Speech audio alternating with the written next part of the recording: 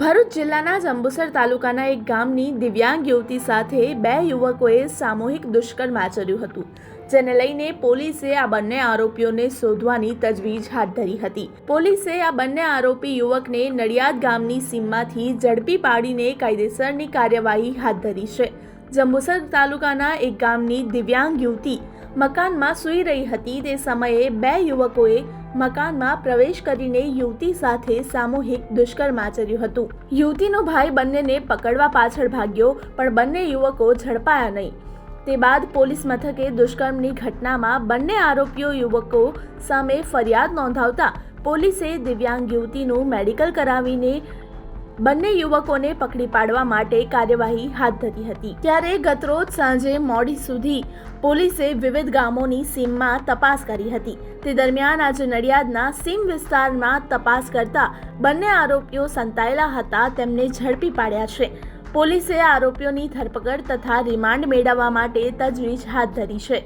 8 March 2025ના રોજ Jambusar police station ખાતે એક ફરિયાદ નોંધવામાં આવે છે, જેમાં ભોગ બનનારની માતા પોતે ફરિયાદ આપે છે અને પોતે જણાવે છે કે પોતાની દીકરી કે જે દિવ્યાંગ છે તેમના ઉપર સામૂહિક બળાત્કારની એક ઘટના ઘટે છે।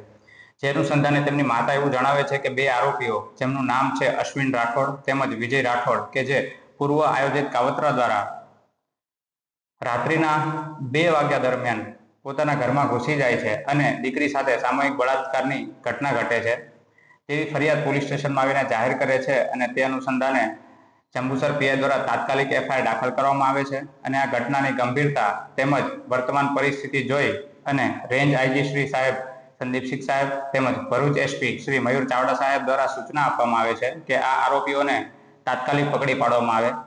જે અનુસંધાને જંબુસરના પીઆઈ શ્રી એવી પાણમિયા દ્વારા જુદી જુદી ટીમોની રચના કરવામાં આવે છે તેમજ હ્યુમન ઇન્ટેલિજન્સી અને ટેકનિકલ સર્વેલન્સની મદદથી આરોપીઓની શોધખોળ હાથ ધરે છે। ઘણી મહેનતના અંતે એક સફળતા પ્રાપ્ત થાય છે અને આરોપીઓ કે જે બે અશ્વિન રાઠોડ તેમજ વિજય રાઠોડ કે જે નડિયાદની સીમમાં છુપાયેલા હોય છે અને તેમને ત્યાંથી પકડી પાડવામાં આવે છે અને તેમની ટીમ દ્વારા કાયદેસરની કાર્યવાહી આગળ હાથ ધરવામાં આવેલ છે અને આરોપીઓને હાલ અટક કરેલ છે।